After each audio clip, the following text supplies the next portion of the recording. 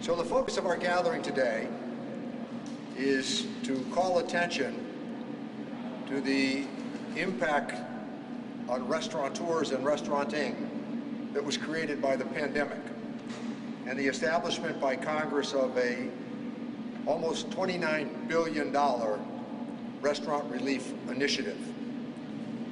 The opportunity is here largely through the good offices of the Small Business Administration. They do a terrific job every single day for all of us, and I know they've been under siege with requests over 2 years now, close to it. And I think the explanations that you'll get from Bob Nelson, who is the regional director, the Massachusetts director of the SBA, he'll give us some very good answers and clarification. And then we're going to hear from Nancy Creed, the president of the local chamber. And then we are going to hear from the BID executive director, Chris Russell. So a couple of points to remember. Food, restauranting, and places of business, they've really had a tough run in the pandemic. More than 100,000 restaurants across the country have closed, likely for good. We want to make sure that the hemorrhaging that we've seen in that arena does not continue. But what's important to remember here is that the government ordered them to close. They didn't do this because they woke up one day and said, well, maybe there'll be an opportunity to redeem the restaurant business with some federal help down the road. The government said, you've got to close. So when we ordered them to close, they had no choice but to comply. Now government is stepping in to assist them in getting back on their feet. This is a major, I think, step forward to help save local restaurants that make our communities viable and whole. And still how much we all miss the emotion of simply sitting at a table and having a drink or having a dinner with people you know or people that you'd like to get to know better. That whole notion of social fabric and social cohesion, that's been lost now for headed toward 15 months. So I've always had a very healthy respect for the Small Business Administration. I think they do a terrific job every single day for all of us. A lot of their work is unheralded, I think in some measure because there are tight restrictions generally on what they can and cannot do. And I think now having the SBA director here in Massachusetts to say a few words and then make himself available after we hear from the chamber and the BID would be appropriate. So Bob Nelson is going to talk about how the fund works, how one applies, and who is eligible, etc. Bob Nelson. Thank you, sir. Good afternoon, everyone, and wanted to start off by thanking Congressman Neal for his work on the American Rescue Plan Act, which made the Restaurant Revitalization Grant Fund program possible. And as the Congressman mentioned, we all know how hard hit this industry segment has been. But what I also want you to think about is how many jobs restaurants and food service businesses traditionally have supported here in the Commonwealth and across the United States.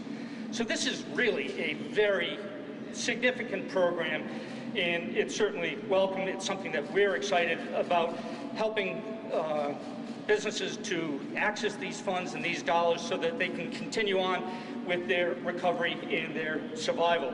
So I apologize, I forgot to take this thing off. I know, it's like, but I wanted to, before I get into the RRF, wanted to just mention briefly what we've done here in Massachusetts on economic injury disaster loans and PPP loans, which the SBA, not only here in the Commonwealth, but across the United States, we've been in the disaster recovery business now since last March in April. But combined EIDL loans and all PPP loans in Massachusetts, it's $25 billion. This is just, in Massachusetts, with $25 billion.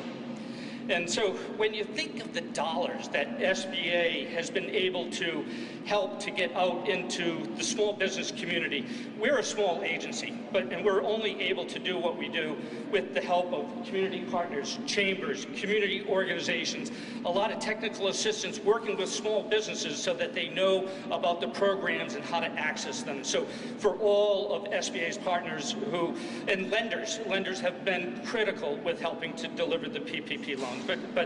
But I just wanted to show my appreciation and to thank everyone for tremendous work since last March and April. But the reason that we're here today is to talk about the RRF fund, the Restaurant Revitalization Grant Fund. So what you should know is that this is a grant. This is not a loan. So it's not like a PPP where the small business needs to access the RRF through an SBA lender. But we received $28.6 billion in appropriations. And one thing I will mention is that we do anticipate greater demand for this money than the actual funds that we've received. So we've been in a full court press trying to educate small businesses in the community on how to access the program, how it works, and we're encouraging folks to apply early and to get their applications in. A couple differences with this program than other grant programs. And the first one, this is certainly a key piece of information. Businesses don't need to have a SAM registration or a DUNS number or a cage identifier. This is something that was required for the Shuttered Venue Operators Grant, the SVOG, but it's not required for the RRF. So there's no reason that they need to have a SAM registration, a DUNS number, a cage identifier. As far as businesses that are eligible for this, we're talking about bars, restaurants, food trucks, food carts, taverns, bakeries. I certainly want to make sure, and I know the Congressman does, and our partners, we want to make sure that the smallest of the small know about this program and how to access these dollars. But so with the SBA, we did a 1,000 entity test, and that test was successful. The on-site grant application portal opened up at noon today. I received early reports that the technology is working. Heard directly from a small business that she was able to get in, probably one of the first to apply. It took her 30 minutes to get her application in without issues, which is certainly music to my ears. But we're all very happy that the technology appears to be working. As far as the grant dollars that small businesses are able to receive, we're talking minimum grants of $1,000. And they are also able to get grants of up to $5 million per location, not to exceed $10 million per any applicant and all its affiliates. So you're talking a pretty wide range, $1,000 up to $10 million. But again, the $10 million is based upon an applicant and affiliates. That's the maximum grant award. Well, one of the beauties of this program, in my opinion, when we look at this segment of the economy and underserved small business restaurateurs, they've been really challenged even more so than restaurants as a whole. And with this program, there's a 21-day priority period for women-owned businesses, for veteran-owned businesses, and also for socially and economically disadvantaged businesses. So think of our minority small business owners, but women and veterans, they're going to have first bite at the apple with this 21-day priority period. I do want to mention that there is a hotline where if people have questions, they can reach out certainly to anyone at the Massachusetts District Office. And I have Oreste Varela here, who's the branch manager here in Springfield, covering the 4 Western Mass counties. But the hotline number for folks, if they do have any questions, is 844-279-8898. But where folks should go if they're looking for any information on the RRF is sba.gov/restaurants. At that website, they can find a copy of the paper application form, although they'll most likely be using technology and an online portal in order to apply. But they'll also see a program user guide and FAQs that have been building and published as SBA has built this program in order to have the launch start today. So as far as the grants and how it's calculated, the simplest form and where we think most entities would fall is if the business has been in operation and established prior to January 1st of 2019. What they would be doing is they'd be taking 2019 gross income less 2020 gross income, and you need to remember that for many of these businesses, most of 2020, they were not open and not operational. So 2019 gross income less 2020 gross income less any PPP loans, whether that loan has been forgiven or not, it doesn't matter. So that's the math equation.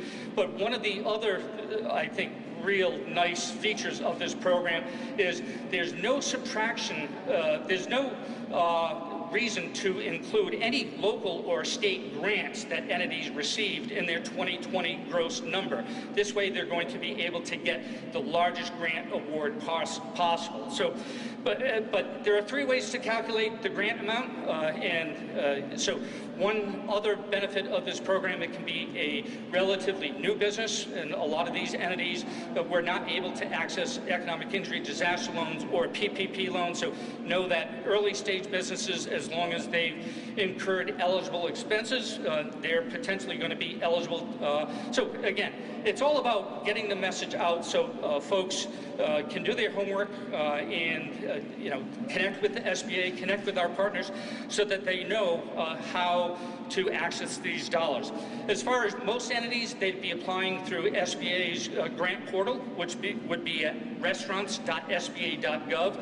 But SBA has partnered with a couple different point of sale vendors. So think of Square, think of Toast. A lot of these food service businesses, they do business with these point of sale vendors. And Square and Toast, their applications through their portals are 100% integrated with the SBA's grant application. Again, all about trying to make this as simple as possible for folks to make the application for the grant and to get the award. But there are other point of sale vendors that SBA has partnered with.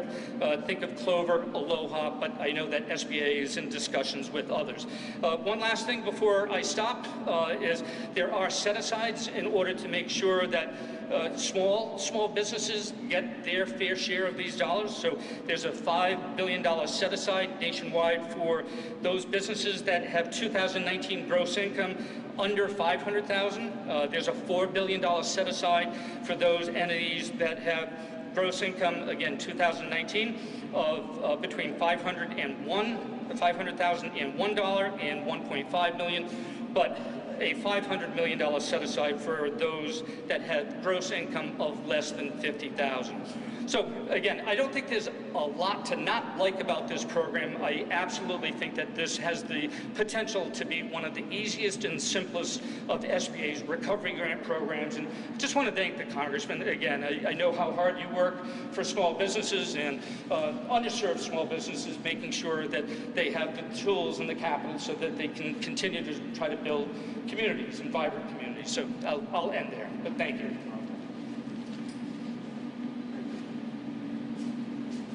So now we're going to hear from people who actually are going to help implement this initiative, and they're also going to talk about the nature of the challenge that is in front of us.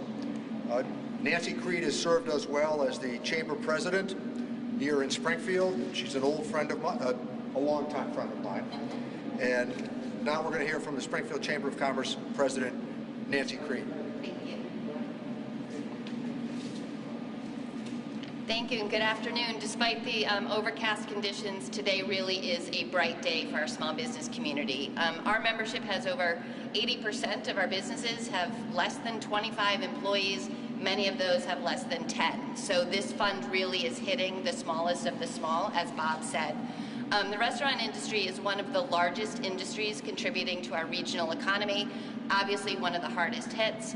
But it's not just the bars and the restaurants and the food trucks and the caterers that will benefit. This actually has an exponential impact.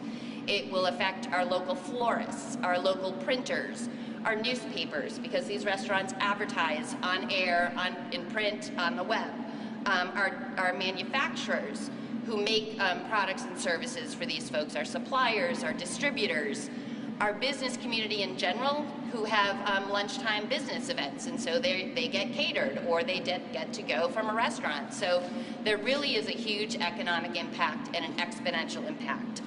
So Bob, I know you have some long hours ahead of you, so thank you for what you've done with IDLE, PPP, the Shuttered Venues Operators Grant, and now the Restaurant Revitalization Fund. I appreciate it. The Chamber was here, ready, willing, and able to help any business, member or not. What matters to us is that our region grows. And to Chairman Neal, thank you for being such a champion for our region, our small business community, and making sure that we get these funds here. Thank you.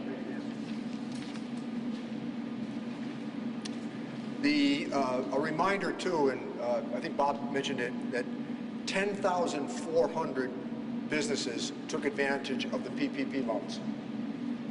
And I'm going to say this because the press they've been really good about bringing this up. The CARES Act saved the American economy. And much of that work, as we know, I'm very proud of it, came through the Ways and Means Committee, as recently as the President's effort to rejuvenate the economy as well.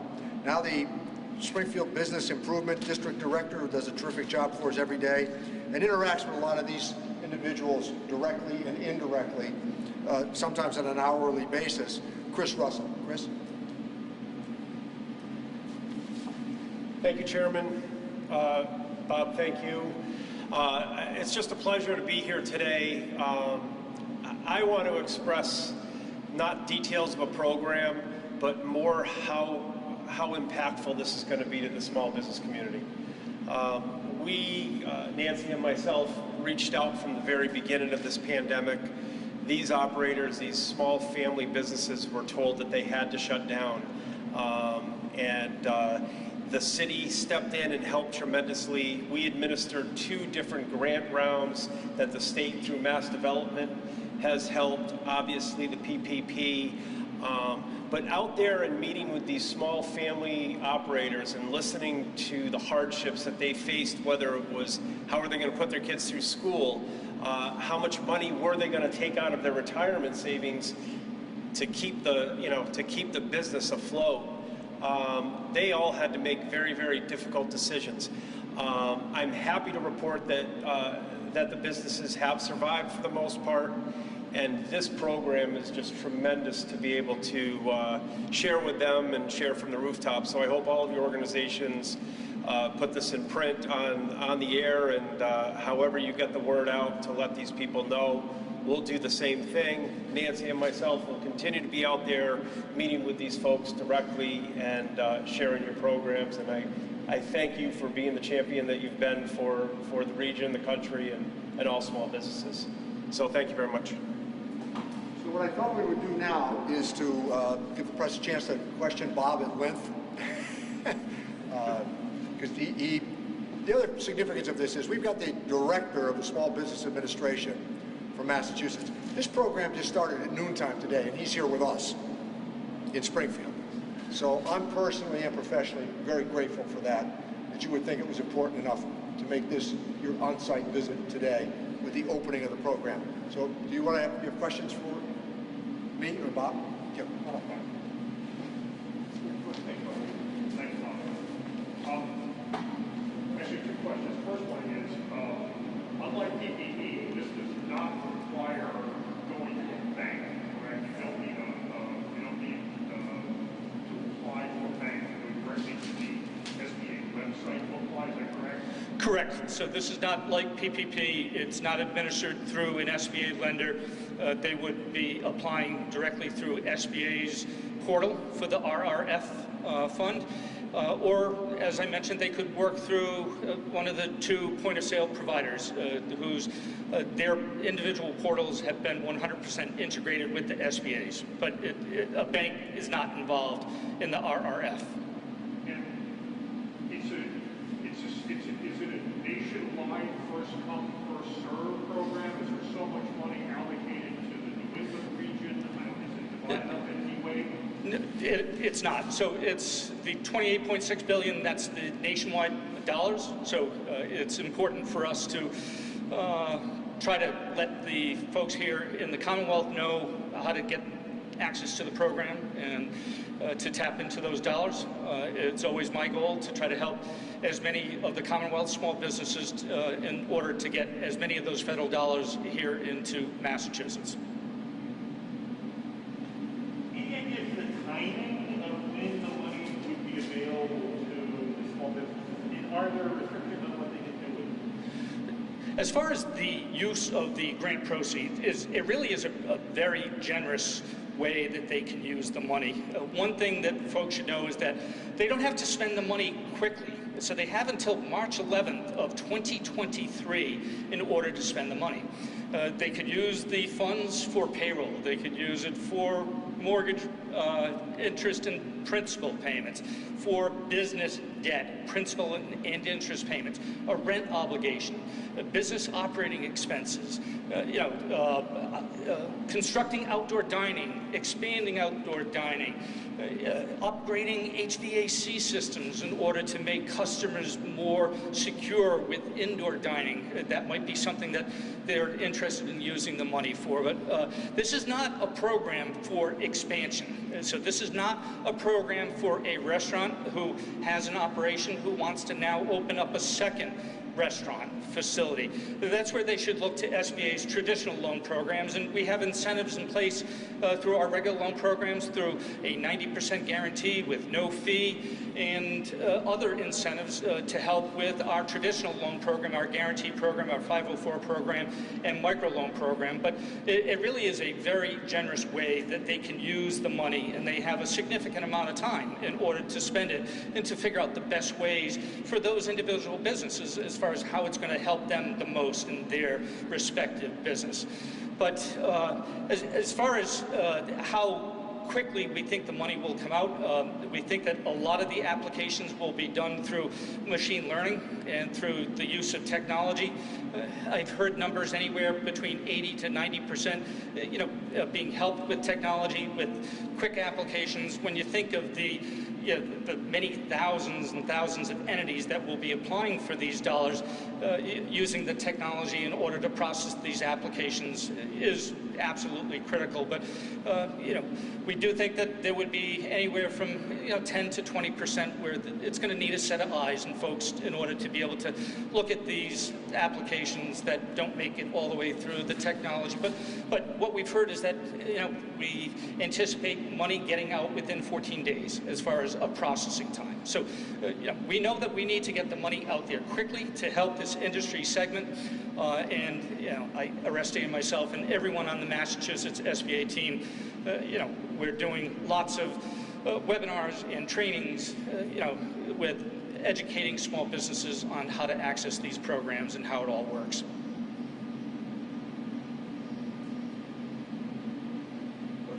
And the calculation is 19 gross minus 20 gross minus PPP loans, correct. Right, and so that's for businesses that were established prior to January 1st, 2019, which we think most businesses would fall into that, under that category. And so again, simple math equation, 2019 gross, everything was good at that point in time.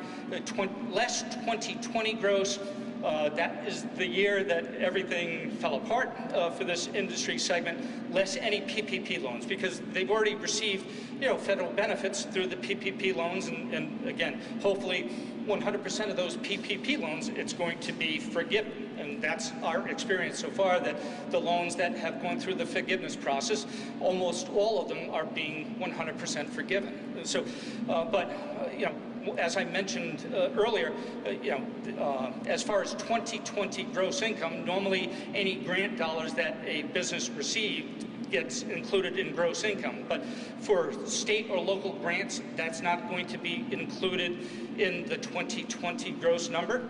And so that calculates to a larger grant award for the small businesses.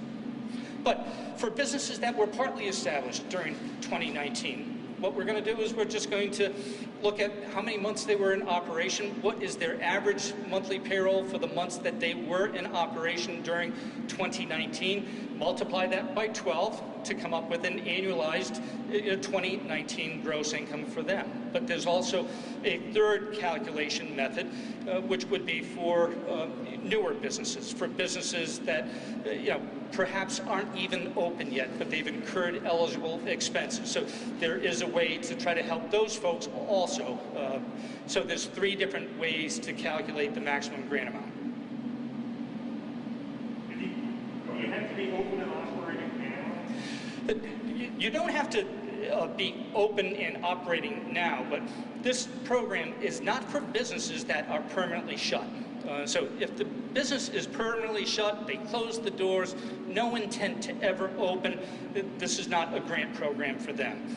If a business is in Chapter 7 bankruptcy, this is not a business for them, because a Chapter 7 bankruptcy is a liquidation. The intent is that the business is not going to open. It's going to be liquidated. But again, this is a restaurant revitalization program in order to help these businesses so that they can continue on with their recovery. So another lifeline from the SBA as appropriated by Congress, to help this industry segment. If, for example, you had, just picking up on that, if, for example, you had a food truck that couldn't go out at all in 2020 because, in January, February, the weather wasn't consistent, and March, everything shut down. Even though they didn't operate at all in 2020, would they still be eligible here? They would. So if the business was operational in 2019, so again, using that example, looking at their 2019 gross income, if they had no revenues in 2020, it's even a simpler math equation. It's X minus 0 is X, but we'd subtract any PPP loans off of that because they already received federal benefit through the Paycheck Protection Program. But there are so many businesses that were not operational for most of 2020. And as Chairman Neal mentioned, this is a program in order to try to even out, with their pre-pandemic revenues as far as what they were doing, what they were experiencing. But they were seriously affected in 2020.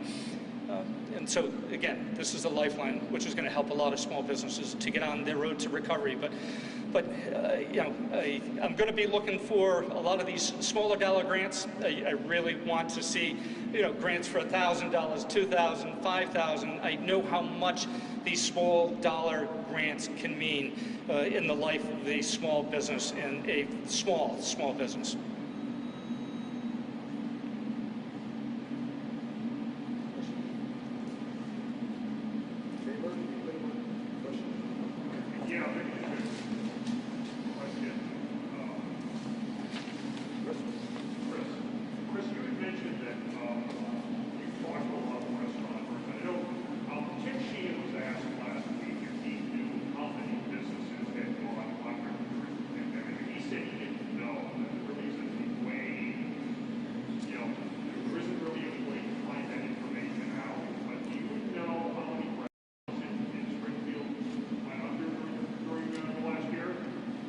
I can't specifically say how many, if those numbers are great by any, there's no yardstick for me to use. We're connected through all the restaurants, not just only in the downtown, but throughout the city through a lot of our marketing efforts. And all the restaurants that have participated in those programs, which are free programs to them, like Restaurant Week, are still in operation. So I know of none that have participated in those programs that have shut their doors permanently. Now, some may have shut for the entire, from the onset of the pandemic for the rest of the calendar year. Others opened for takeout only and modified their business models dramatically. I know we provided a lot of resources alongside the city to get people outside last summer, and the state has actually expedited that permit process. So if you had an outdoor permit last year, that's automatically been fulfilled for this year. We wrote grants for over 3 dozen businesses in the downtown and the south end directly through our partnership with Mass Development, and they averaged about $3,500 per business. And those are the folks that we talk to on a regular basis that have struggled through this. And like I said, this is a tremendous lifeline for them. So we hope that everyone continues to operate. Is there a fear that things will get difficult for them if neighboring states open up quicker? Which they're doing to some extent, but our like I said, our businesses are open. There's minor tweaks and regulations from state to state. Listen, that's always a conversation pre-pandemic. Do I think that changes how they operate their business on a day-to-day basis? No.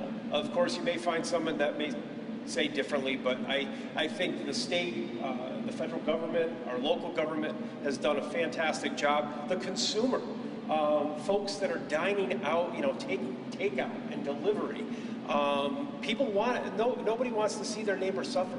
So folks have been fantastic. I would expect them to continue to do so. I'm sure, as the Congressman said, restaurants are a place for families, friends, a social environment, the fabric of this community, and so folks are really longing to get back into that as they seem fit and comfortable doing so.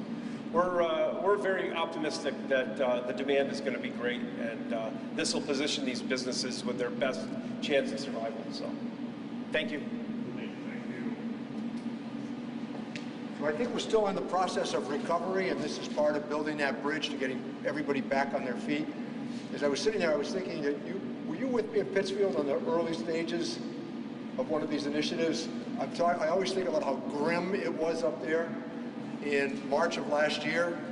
I mean, just to go up there, it was an overcast day, it was wet, it was gray, and people didn't know whether or not they should even say hello to each other, never mind bump. And that was before the vaccinations, it was before the PPP loans became available. And I always contrast that with my staff members, because we were out there saying to people, apply.